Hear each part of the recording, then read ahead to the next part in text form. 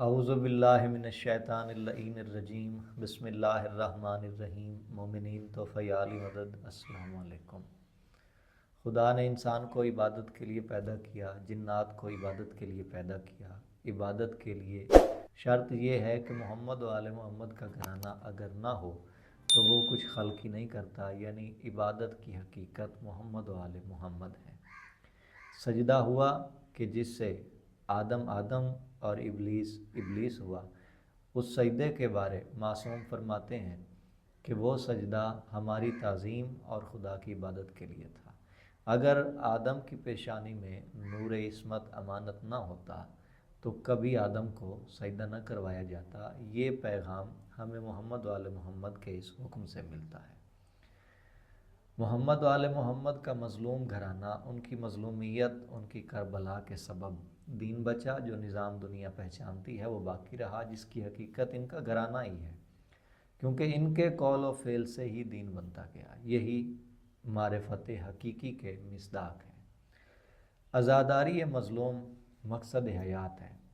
عزاداری مظلوم مقصد تخلیق انسانی، مقصد تخلیق جنات، مقصد تخلیق اشیاء ہے۔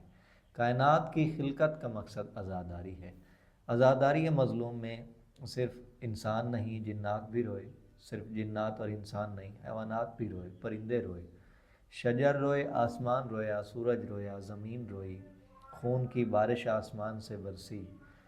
کوئی مخلوق ایسی نہیں کہ جو ان کی مظلومیت پر روئی نہ ہو۔ عزاداری کی اصل کیا ہے، حکمت کیا ہے، عزاداری کا امر کیا ہے؟ عزاداری کی پہچان یہ ہے کہ عزاداری جناب سیدہ سلام اللہ علیہ جل جلالہ، ان کی پاک ذات سے منسوب ہے، یہ ان کا حق ہے۔ عزاداری جناب سیدہ زہرا سلام اللہ علیہ جل جلالہ، ان کی بات ہے، ان کی چیز ہے، ان کا پردہ، ان کی ردا، ان کی حیا، ان کی عزت عظمت، ان کی رضا کی بات ہے، ان کی حسرت اور چاہت، ان کی منشا، ان کی مشیت ہے۔ جناب سیدہ سلام اللہ علیہ انہوں نے اپنے بابا سے سوال کیا کہ جب رسول خدا سرکار نے فرمایا نا کہ حسن کے لب اور حسین کی گردن اس لیے چومتا ہوں کہ حسین پس گردن سے 3 روز کا بھوکا پیاسا شہید کیا جائے گا اپنے اصحاب کے اہل بیت کے ساتھ۔ اس وقت جناب سیدہ نے فرمایا کہ آپ کہاں ہوں گے؟ فرمایا میں نہیں ہوں گا۔ علی کہاں ہوں گے؟ فرمایا وہ بھی نہیں ہوں گے۔ فرمایا تو میں کہاں ہوں گی؟ حسن کہاں ہوں گے؟ سب کا پوچھا تو فرمایا کوئی نہیں ہوگا، یہ تنہا رہ جائے گا۔ اس وقت فرمایا کہ یہ میرا مظلوم ہوگا تو مظلوم پر روئے گا کون؟ اللہ کے رسول نے فرمایا کہ اللہ ایک قوم پیدا کرے گا جس کے جوان اس کے جوانوں کو، جس کے بچے اس کے بچوں کو، جس کی مستورات اس کی پاکیزہ مستورات کو روئیں گی۔ یعنی وہ ایک قوم، وہ شیعہ، وہ عزادار قوم، وہ ہم ہیں۔ صرف شیعہ ہونا کافی نہیں، عزادار ہونا ضروری ہے، اور شرط عزاداری معرفت سیدہ اور معرفت عزاداری ہے۔ حق مظلوم کی معرفت ہونا یہ عزاداری ہے کہ کس ولایت کے سبب، کس ولایت کو بچانے کے لیے حسین شہید ہوئے اور پھر عزاداری قائم ہوئی۔ کیونکہ اگر سقیفہ نہ ہوتا، من کنت مولا ہو فہذا علی مولا ہو کے سبب علی کو ہی بلا فصل خلیفہ مان کر اللہ کے رسول کے پیغام کو اس طرح مانا جاتا اور ان کے بنائے ہوئے امام ہی، خدا کے مقرر کردہ امام ہی اپنائے جاتے تو کربلا میں حسین شہید نہ ہوتے۔ حسین کی شہادت ولایت علی کے سبب ہے۔ یہ ہے حق حسین، حق معرفت سیدہ۔ اب عزاداری شہزادی کی امانت ہے، شہزادی کی بات ہے، ان کی ذات، ان کے گھر کی چیز ہے۔ اس کے آگے حدیث میں ہے کہ جہاں کہیں بھی مجلس عزا ہوتی ہے وہاں جناب سیدہ سلام اللہ علیہ کا رومال، وہ طہارت والا رومال آتا ہے، اور مومنین کے آنسو غم حسین میں بہنے والے وہ مقدس آنسو اس مقدس پاکیزہ رومال پہ جاتے ہیں، اور شہزادی وہ رومال لے جا کر ان آنسوؤں کو اپنے حسین کے زخموں کا مرہم بناتی ہیں۔ یہ ہے عزاداری کا ان آنسوؤں کا جناب زہرا سے تعلق، ان کے رومال سے، ان کی عصمت سے تعلق۔ یہ عصمت اور پاکیزگی، یہ طہارت کی، عظمت و بلندی کی حق کی بات ہے، سیدہ کے حق کی بات ہے۔ ان کی پاکزات کی تعظیم، ان کی ادب کی بات ہے۔ شہزادی یہ مقام دیتی ہیں، ان کے نزدیک یہ حق ہے عزاداری کا، ان آنسوؤں کا، اس پرسہ داری کا، اور یہ خونی پرسہ خون کا ماتم، یہ شہزادی کی بیٹیوں کی امانت ہے، یہ ان شہزادیوں کے حق کی بات ہے۔ اس کے بعد شہزادی سلام اللہ علیہ محشر میں مقدمہ پیش کریں گی قتل حسین کا، مظلومیت حسین کا مقدمہ دائر ہوگا، وہاں حسین کا خون آلود کرتا لے جایا جائے گا، محشر ماتم کدہ بن جائے گا۔ اس وقت حکم ہوگا کہ حسین کے قاتلوں کو سزا دی جائے گی، انہیں ان کے انجام تک پہنچایا جاتا ہے۔ شہزادی آپ جنت تشریف لے جائیں۔ جناب سیدہ سواری پہ کہ جس کا محمل مرجان کا ہوگا، وہ کشادہ سواری، اس پر شہزادی جنت کے دروازے پہ جا کے رک جائیں گی، جنت میں داخل نہیں ہوں گی۔ پوچھا جائے گا کہ جنت کیوں نہیں جاتی، تو شہزادی فرمائیں گی کہ میری ذریت وہ لائی جائے، وہ جنت جائیں میں تب جنت جاؤں گی۔ جب شہزادی کی ذریت لائی جائے گی تو فرمائیں گی کہ میری ذریت کے محب، تو بھی جنت نہیں جائیں گی۔ پھر سوال ہوگا کہ اب کیوں رکی ہیں، تو فرمائیں گی کہ میری ذریت کے محب کہاں ہیں، میری ذریت سے محبت کرنے والے، ان کے چاہنے والے کہاں ہیں، تو ان کو لایا جائے گا، حکم دیا جائے گا وہ لائے جائیں، وہ آ گئے تو پھر بھی نہیں جائیں گی۔ پھر سوال ہوگا، پوچھا جائے گا کہ اب کیوں نہیں جاتی، اب کیا چاہتی ہیں، تو شہزادی فرمائیں گی کہ میری ذریت کے محبوں کے محب کہاں ہیں، میری ذریت سے محبت کرنے والوں سے محبت کرنے والے، ان کے چاہنے والے کہاں ہیں۔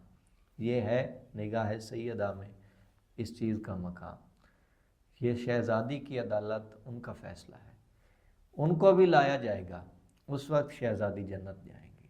یہ ہے عزاداری کا مقام، عزاداروں کا مقام۔ عزاداری کا مقام ذات سیدہ ہے، عظمت سیدہ، ان کی بار بار لفظ کہہ رہا ہوں، حق سیدہ، ان کے مقام کو دیکھا جائے، جو وہ چاہتی ہیں، جو ان کا حق ہے، جو ان کی عظمت ہے۔ یوں ہے کہ سید حسینی کہتے ہیں، قافلے میں ہم زیارات پہ تھے، 10 محرم کا دن امام رضا علیہ السلام کے حرم میں آ گیا۔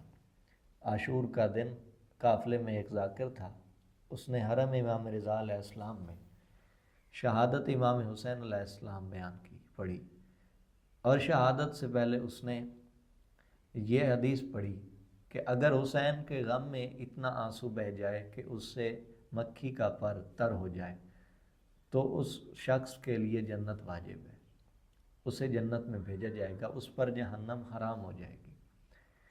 تو فرماتے ہیں قافلے میں ایک عالم تھا کہ جو اصل میں جاہل تھا، وہ اس بات پہ نعوذ باللہ بحث کرنے لگ گیا کہ ایسا کیسے ہو سکتا ہے۔ بڑی دیر بحث و مباحثہ چلتا رہا، اس کی صرف و ناب کسی کے ہاتھ نہیں آ رہی تھی، وہ قابو آنے کا نام ہی نہیں لے رہا تھا۔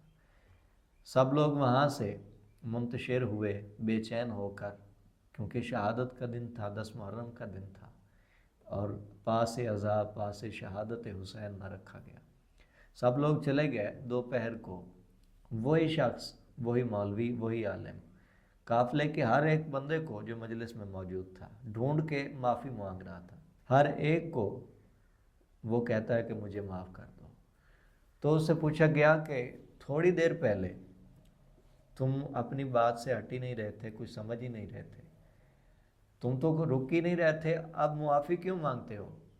تو اس نے کہا کہ جب آپ لوگوں سے لڑ کے جھگڑا کر کے بحث کر کے میں گیا، میں سویا، کیسے لوگ ہیں 10 محرم کو بھی سوتے ہیں، میں سویا تو میں نے دیکھا کہ محشر ہے، قیامت برپا ہے، اور مجھے پیاس لگی ہے، اتنی گرمی ہے کہ جس کی شدت میں برداشت نہیں کر سکتا۔ میں نے دیکھا کہ سامنے حوض کوثر ہے، وہاں رسول خدا سرکار موجود ہے صلی اللہ علیہ وآلہ وسلم۔ ان کے پاس گیا اور کہا کہ پیاس لگی ہے، آپ مجھے پانی پلا دیں، مجھے کوثر پلا دیں۔ تو وہ کہنے لگے کہ تمہیں کوثر علی دیں گے، علی کے پاس جاؤ۔ جب وہ علی کے پاس گیا، اب یہاں روایت یہ ہے، وہ کہتا ہے کہ وہ سیاہ لباس میں تھے، شہزادی بھی سیاہ لباس میں، سوگ کا عزا کا یہ لباس ہے۔ تو اس وقت کہا گیا کہ مولا علی کے پاس جاؤ، علی کے پاس گیا تو سرکار نے فرمایا کہ اگر تمہیں کوثر چاہیے تو وہ سیدہ عطا کریں گی، وہ فاطمہ زہرا سلام اللہ علیہا جل جلالہ، اب وہ عطا کریں گی۔ کہتا ہے میں وہاں گیا، شہزادی سیاہ برقعے میں وہاں موجود تھیں، پردہ دار بی بی کے پاس ہی تھوڑے ہٹ کے میں کھڑا ہو گیا اور میں نے طلب کیا کہ آپ مجھے کوثر عنایت فرمائیں۔ تو شہزادی نے فرمایا کہ جب تو میرے حسین کی عزا کے بدلے میں اس کے غم میں بہنے والے آنسو کے ایک قطرے کے بدلے میں جس سے مکھی کا پر تر ہو جائے جنت تسلیم نہیں کرتا، یہ عقیدہ نہیں رکھتا، اس بات کو نہیں مانتا، تو مجھ سے کوثر کس بات کے اجر میں طلب کرتا ہے؟ یہ ہے عزاداری کا جناب زہرا سے تعلق۔ جناب زہرا کی نگاہ میں صرف عزاداری ہے، اس کے سوا کچھ بھی نہیں ہے۔ تو جو ہم مخلوق ہیں، ہم پیدا ہوئے، ہمارا مقصد عزاداری ہی ہے۔ جو ہم سے پہلے تھے ان پر بھی کربلا کا حق ہے۔ جو عزادار نہیں ہوگا وہ چاہے کچھ بھی ہو، وہ جنت کس طرح جائے گا؟ کس بات کے اجر میں طلب کرے گا؟ وہ جناب زہرا کی رضا کے بغیر کیسے جائے گا؟ اور ان کی رضا، ان کا مقصد، ان کا حکم یہ ہے، جو وہ چاہتی ہیں وہ عزاداری ہے۔ اس لیے عزاداری کی پہچان، عزاداری کی حقیقت، حکمت، سمجھ یہ ہے کہ عزاداری کی فہم جناب زہرا سلام اللہ علیہ، جناب زہرا کی ذات سے عزاداری کی فہم رکھیں، اس کو پہچانیں۔ السلام یا علیکم۔